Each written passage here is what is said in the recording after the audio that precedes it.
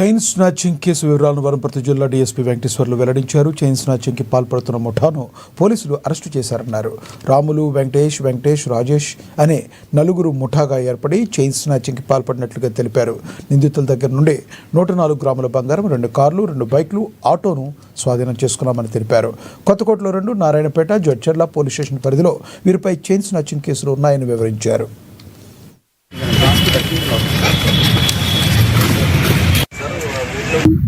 వేణుగోపాలేశ్వర చేస్తుంటే 2 వ్యక్తులు motor cycle మీద వేగంగా వచ్చి పోలీసులు ఆపితే కూడా ఆపకుండా ముందుకు పోతుంటే అనుమానం వచ్చి వాళ్ళని వెంబడించి పట్టుకోవడం జరిగి వాళ్ళని విచారించుకుంటే విచారణలో భాగంగా వాళ్ళు చెప్పే మాటలు నమ్మశకంగా లేకుంటే గట్టిగా విచారిస్తే వాళ్ళు ఇంకా ఫర్దర్ ఏం తెలియజేసారంటే మాతో పాటు ఇంకొక 2 వ్యక్తులు కూడా ఉన్నారు. కారు లోపల మేము 4 వ్యక్తులం కలిసి ఈ చైన్ స్నాచింగ్ చేసుకుంటాం అందులో భాగంగానే వనపర్తికి రావడం జరిగిందని చెప్పగానే పోలీస్ స్టేషన్ తీసుకొచ్చి విచారణ చేస్తే వాళ్ళు ఈ ఉమ్మడి మహబూబ్నగర్ జిల్లా లోపల 5 నేరాలు చేశారు.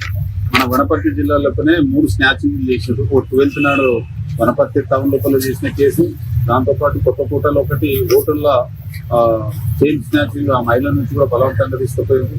ఒకటి హైవే మీద కొబ్బరి బొండాలు అమ్మేద్దామని ఉంటే కొబ్బరి బొండ తాగడానికి అని వచ్చినట్టుండి ఆమె మెడల నుంచి కూడా బలవంతంగా లాక్కొని పారిపోవడం జరిగింది.